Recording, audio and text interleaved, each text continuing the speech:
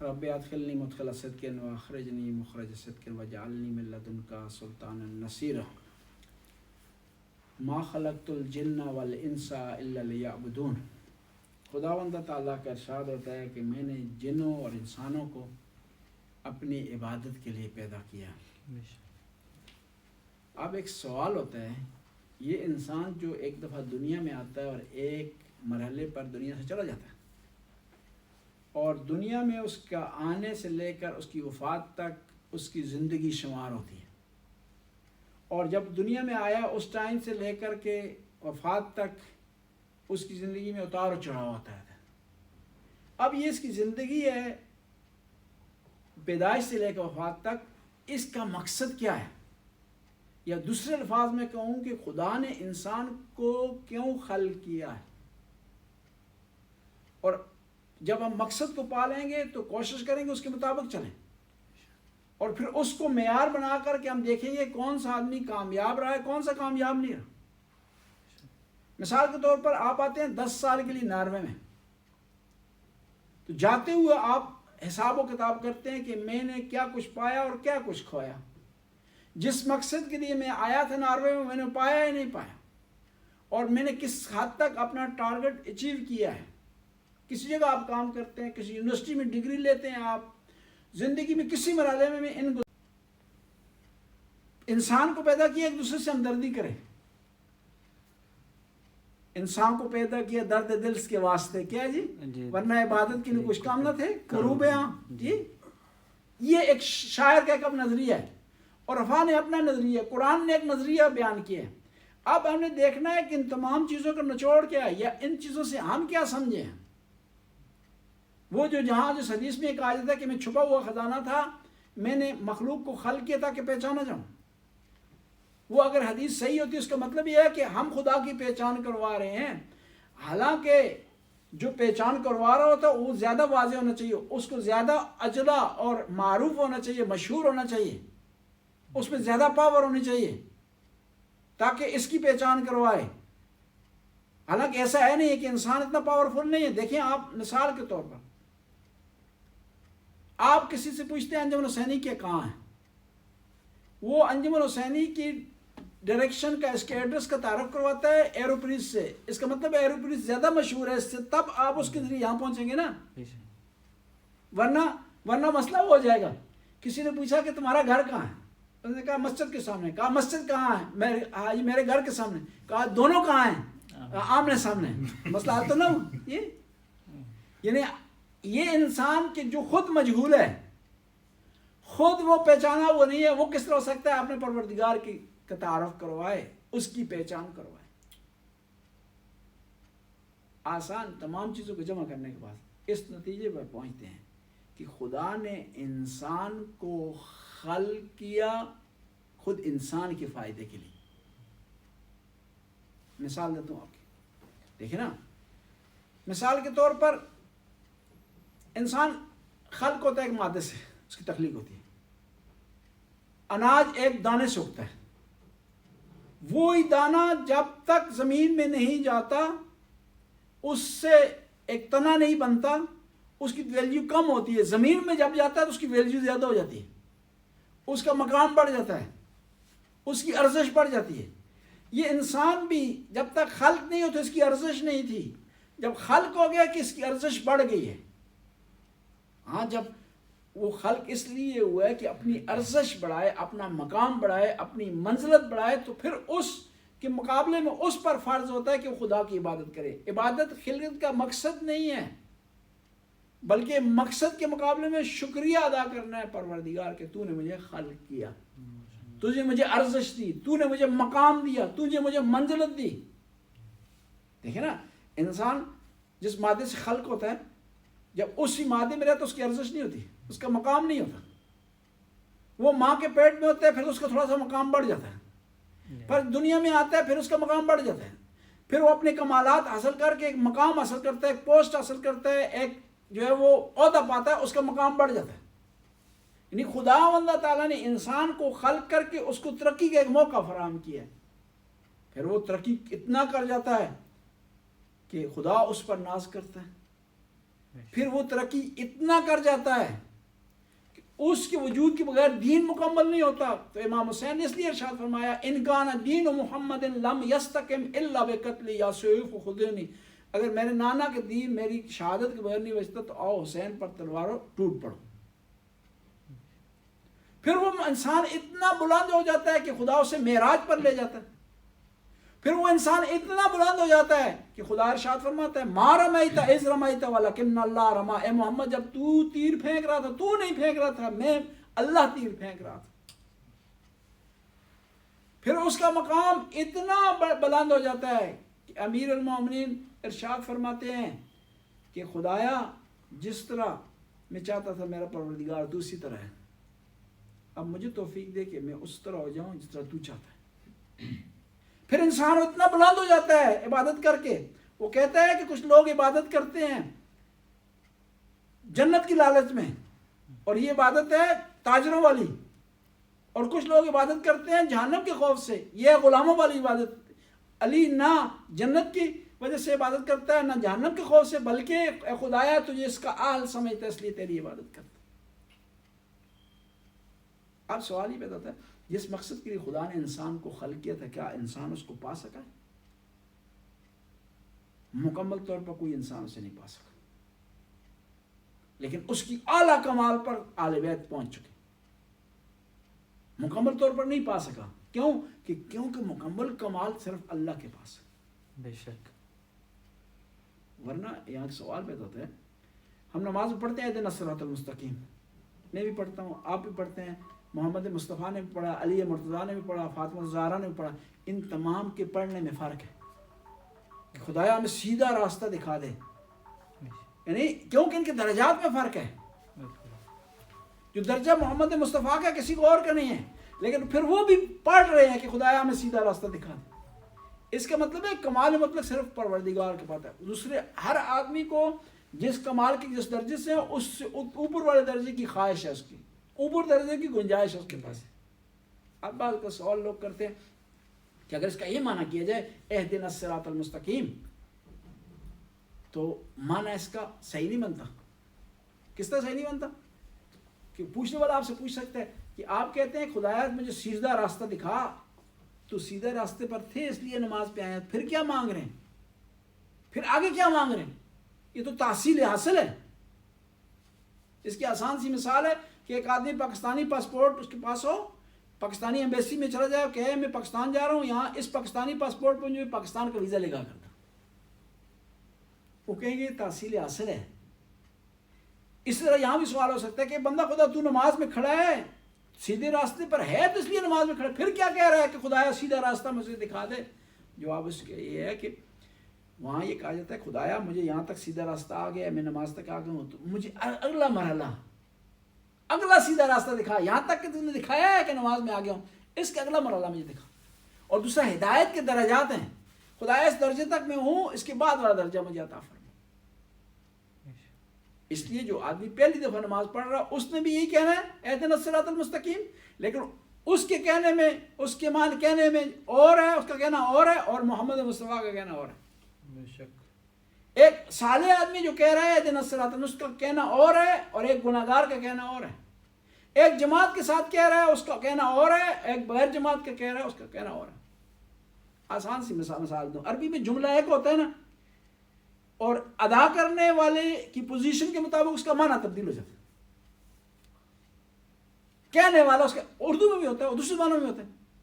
میں کہتا ہوں مثال کے طور پر کہ کل ہم امریکہ پہ حملہ کریں گے، سارے ہنسیں گے، اس کا اور معنی ہے. ایران کے لیڈر کہے گا اس کا اور معنی بنے گا. یہ لفظ ایک ہی ہے، میرا کہنا اس کا اور معنی ہے، ان کا کہنا اور معنی ہے. قرآن میں ان اللہ و ملائکتہ یصلون علی النبی یا ایھا الذین آمنوا صلوا علیہ وسلموا تسلیما. اللہم صلی علی محمد ان اللہ و ملائکتہ اس کے فرشتے یصلون صلوات بھیجتے ہیں محمد مصطفیٰ پر. اب آپ سے پوچھتا ہوں اللہ کا صلوات بھیجنا اور فرشتوں کا ایک جیسا ہے؟ اللہ جب صلوات بھیج رہا ہے اس کا اور معنی ہے، فرشتوں کا صلوات بھیجنا محمد مصطفیٰ پر اور معنی ہے، میرا صلوات بھیجنا اور معنی ہے، آپ کا صلوات بھیجنا اور معنی ہے. لفظ ایک ہی صلات ہے، کیونکہ پوزیشن سے معنی تبدیل ہو جاتا ہے. بالکل اللہ صلوات بھیجتا ہے، یعنی اللہ نے ان کے گناہ معاف کر دیے.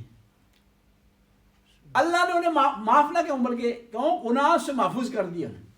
صلوات کے معنی فرشتے یہ ہے کہ فرشتے درخواست کرتے ہیں خدا کی بارگاہ میں، خدا ہے ان ہستیوں کے درجے کو مزید بڑھا.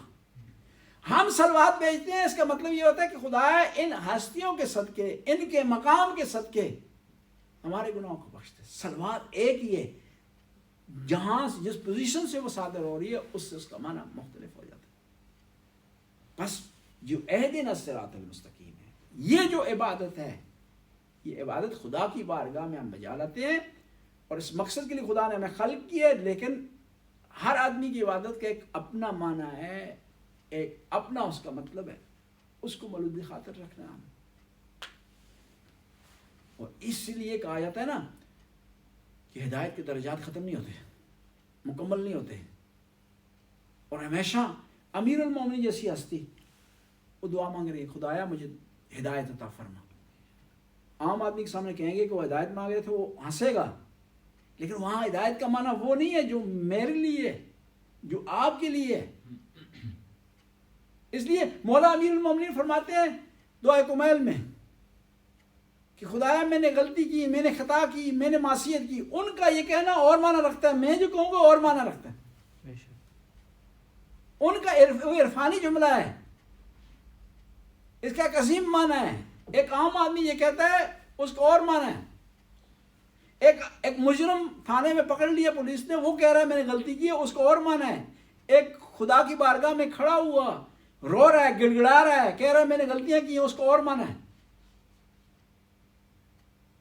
کیونکہ موقع اور مناسبت کے مطابق ہر آدمی پوزیشن کے مطابق اس لفظ کا جو ہے وہ معنی ہوتا ہے. ورنہ تو اولیاء اللہ نے جو دعائیں ہم تک پہنچائی ہیں، ان دعاؤں کی بنیاد پر لوگ ان کا گلا پکڑ لیں جی کہ خود اقرار کر رہا ہے جی اس نے غلطی کی ہے جی. جس طرح مشہور معروف مثال ہے، ہمارے ایک دوست تھے بکھر کے، وہ ایران میں ہمارے ساتھ آئے، درس شروع کیا تو گھر کو انہوں نے خط لکھا. خط پہ انہوں نے لکھا اپنے جو نیچے لکھتے ہیں نا آخر میں کس کی طرف سے خط ہے یہ والسلام علیکم، نیچے انہوں نے لکھا احقر محمد حسنین. احقر کے معنی حقیر. گھر والوں نے سمجھا کہ وہ لقب ہے حجت الاسلام والمسلمین کی طرح، انہوں نے ایڈریس پر لکھ دیا لفافے میں واپسی پر جی کہ احقر محمد حسنین کو ملے جی. اس نے لکھا آئزی سے جی. جس طرح وہ مشہور معروف واقعہ ہے نا کہ ایک سکھ اور مسلمان آپس میں ملے تو مسلمان سکھ نے کہا مسلمان کو تمہارا نام کیا؟ اس نے کہا خاک کی خاک، آپ کے پاؤں کی خاک، خاک سار کو خادم حسین کہتے ہیں جی. یعنی اس نے اتنی عاجزی دکھائی. لیکن بعض اوقات ممکن ہے لوگ اس کا اور مانا لیں، ہر آدمی کی پوزیشن کے مطابق ہے، اور یہ عبادت کی پوزیشن کے مطابق. بس خداوند تعالیٰ نے انسان کو خلق کیا وہ کمال تک پہنچے، اور کمال تک پہنچنے میں ذریعوں میں سے ایک ذریعہ عبادت ہے. اور عبادت بھی ہر آدمی کی اس کی پوزیشن کے مطابق اس کا درجہ اور اس کا مقام ہے، اور اس کا اجر خداوند تعالیٰ دے گا. اور اسی وجہ سے کہا جاتا ہے نا کہ آپ عبادت میں کانے نہ ہوں تھوڑی عبادت پر. ابھی فرض نماز پڑھ رہے ہیں واجب نہ، کوشش کریں مستحب بھی پڑھیں. مستحب پڑھ رہے ہیں کوشش کریں تہجد پڑھیں.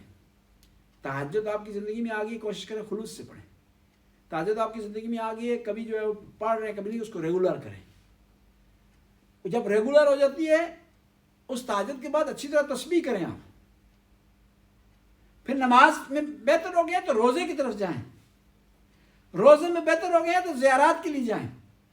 ایک کمال حاصل کرتے ہیں اپنی زندگی میں، تاکہ آپ کی عبادت میں، آپ کے مقصد خلقت میں جو ہے وہ بہتری آ جائے. دیکھیں وہ انسان کامیاب رہتا ہے نا جو اپنے مقصد کے مطابق چلتا ہے اور اس کو اچیو کرنے کی کوشش کرتا ہے. خدا نے ہمیں خلق کیا ہے کہ ہم اس کی عبادت کریں، کمال تک پہنچیں. جب تک اس لائن میں ہم رہیں گے تو کمال تک پہنچ جائیں گے، کامیاب رہیں گے. اور یہ بھی امپورٹنٹ ہے، عبادت میں کمال تک لائن آپ کی صحیح ہونی چاہیے. لائن غلط ہو گئی، دیکھیں نا آپ راستہ ہی گم ہو گیا آپ کو، اور یہ پتہ بھی نہیں گم ہو گئے. جتنی سپیڈ ماریں گے اتنا آپ مقصد سے دور ہوں گے. جتنا نا بعض کا جی پی ایس ہمیں راستہ غلط بتا دیتا ہے تو اس میں سپیڈ مارنے کا فائدہ نہیں ہوتا. لائن صحیح ہوتی ہے پھر سپیڈ کم ہو تیز ہو انسان مقصد تک پہنچ جاتا ہے. میں ہمیشہ کہا کرتا ہوں جو امیر المومنین کی ولایت کا اقرار کرتے ہیں نا ان کی لائن سیدھی ہے, آہستہ جائیں گے تیز جائیں گے مقصد تک پہنچ جائیں گے. لیکن جو دوسرے لوگ ہیں ان کی لائن ٹیڑھی ہے. اس لیے کہا جاتا ہے کہ جو لوگ علیہ السلام کی ولایت کو نہیں مانتے ان کی عبادت کرنا اور گناہ کرنا برابر ہے, کیونکہ لائن پہ نہیں ہے. ہم کبھی دعویٰ نہیں کرتے کہ ہم کمال پر ہیں یا کمال کی انتہا پر ہیں, لیکن یہ دعویٰ کرتے ہیں کہ لائن جو پکڑی ہوئی ہے لائن سیدھی ہے. اسپیڈ کم ہو سکتی ہے بعض اوقات اس میں رکاوٹیں آ سکتی ہیں, بعض اوقات ہمارے طرف سے تھکاوٹ آ سکتی ہے, اسٹے کر رہے ہیں ریسٹ کر رہے ہیں, جی یہ ہو سکتا ہے, لیکن لائن جو پکڑی ہوئی ہے وہ سیدھی ہے. آج نہیں کل نہیں پرسوں نہیں ترسوں نہیں اس پر پہنچ جائیں گے. اور پھر خود لائن پر ہونا بھی ایک نیت ہے اور نیت کا ثواب ملے گا. لیکن ایک آدمی ہے رات کو یہ نیت کر کے سوتا ہے کہ صبح کی نماز کے لیے اٹھے گا, اب کسی وجہ سے نہیں اٹھ سکا, بیماری کی وجہ سے, تھکاوٹ کی وجہ سے, موبائل نہ بولنے کی وجہ سے یا اور مسائل کی وجہ سے, اس کو ثواب ملے گا. لیکن وہ آدمی جس نے نیت ہی رات کو یہ کیا کہ میں نے نہیں اٹھنا, اس نے الارم ہی سورج چڑھنے کے بعد کا لگایا ہوا ہے, اس نے دوستوں کو کہہ دیا ہوا ہے مجھے نماز کے لیے قطعاً نہیں اٹھانا, اس کا معاملہ جدا ہے. پڑھی دونوں نے نہیں ہے, یہ جو تھکاوٹ کی وجہ سے نہیں پڑھی اس نے بھی نہیں پڑھی نا, اس نے نہیں پڑھی, لیکن اس کے میں فرق ہے دونوں, کیونکہ اسلام میں معیار نیت ہے. ہم پرانے زمانے میں مثال دیا کرتے تھے, آخری مثال دیتے ہیں اور پھر مسائل کی طرف, کہ مسجد کے باہر ایک آدمی آیا ہے, اس نے قلعہ ٹھوک دیا. قلعہ کہتے ہیں اردو میں, پنجابی تو قلعہ کہتے ہیں. جی قلعہ ٹھوکا. نیت اس کی یہ ہے کہ جو نمازی آئیں گے اپنی سواری یہاں باندھ دیں. پرانے زمانے کی مثال, ہم خود پرانے ہیں, پرانے کی مثال دے رہے ہیں جی, ابھی تو گاڑی کی مثال دینی چاہیے. جی اس نے قلعہ ٹھوکا ہے کہ نمازی کوئی آئے گا نماز کے لیے تو اپنی سواری گھوڑا گدھا یہاں باندھ دے گا, نماز کے لیے چلے جائے گا. یہ چلا گیا. پیچھے سے ایک اور آدمی ہے, اس کے ذہن میں خیال آیا کہ رات کو رات بھی ہو سکتی ہے, اندھیرا بھی ہو سکتا ہے, کوئی نمازی ممکن ہے ٹکرا کر اس سے گر جائے, وہ اکھاڑ کر پھینک دیتا اسے. عمل دونوں مختلف ہیں لیکن ثواب دونوں کو ملے گا, کیونکہ نیت دونوں کی نمازیوں کو آسائش پہنچانا ہے, نمازیوں کو تکلیف سے بچانا ہے. بس نیت کی بنیاد پر انسان کے اعمال جو پرکھے جائیں گے. دیکھیں نا, عمل اگر ہوتا تو اور کی بخشش نہ ہوتی, اور اس کے مقابلے میں کچھ افراد 6 مہینے امام کے ساتھ رہے ہیں, شب عاشور کو چھوڑ کے چلے گئے. عمل ہوتا تو ان کی بخشش ہوتی نا, لیکن اور 6 مہینے نہیں رہا, بلکہ پانی بند کرنے والا ہے, سختی کرنے والا ہے, راستہ روکنے والا ہے, لیکن اس کی بخشش ہوگی. نیت پاک نیت سے آ گیا. بس نیت کی بنیاد پر عبادت قبول ہوگی, اور عبادت ہے کمال کے حصول کے لیے, اور کمال کا حصول انسان کی خلقت کا مقصد ہے. اسی مقصد کو سمجھانے کے لیے نواسہ رسول کربلا کے میدان میں آ گئے. امام کے ایک ساتھی ہیں جن کا نام ہے جون, افریقہ کے رہنے والے ہیں, ابو ذر غفاری کے غلام رہے ہیں.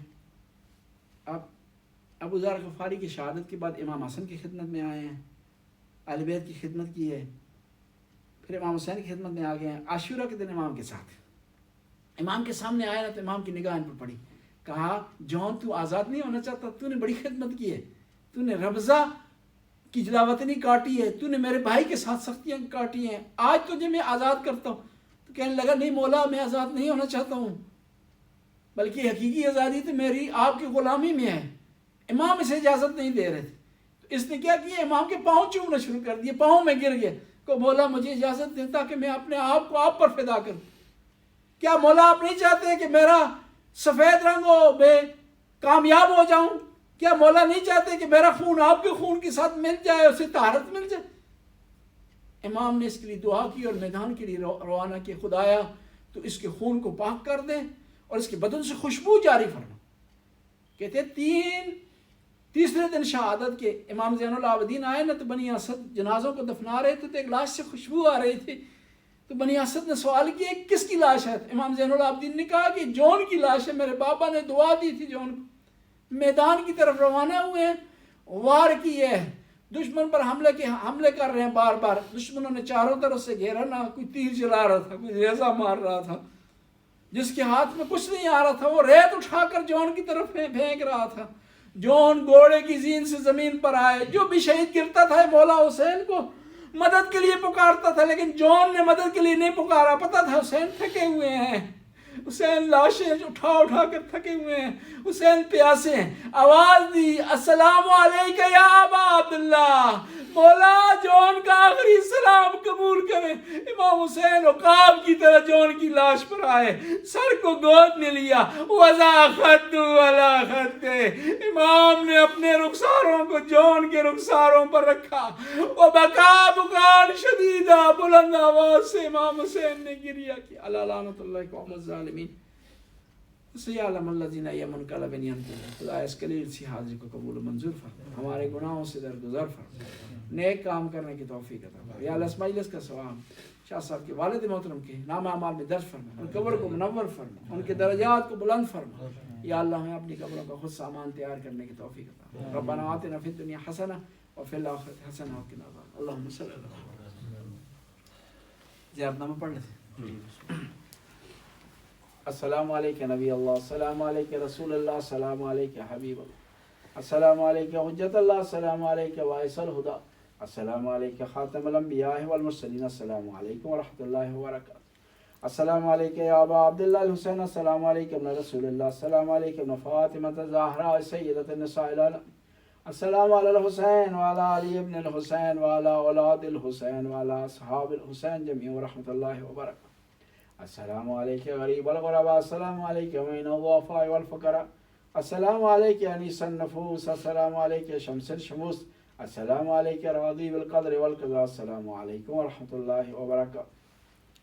السلام علیکم صاحب العصر والزمان، الامان الامان من فتن الزمان، السلام علیکم شریک القرآن، السلام علیکم خلیفۃ الرحمن، السلام علیکم امام الانس والجان، عجل اللہ تعالی فرجک وسهل اللہ تعالی مخرجک وجعلنا من اعوانک وانصارک والمستشهدین بین یدیک ورحمۃ اللہ وبرکاتہ۔ اللہم صلی اللہ علیہ وسلم۔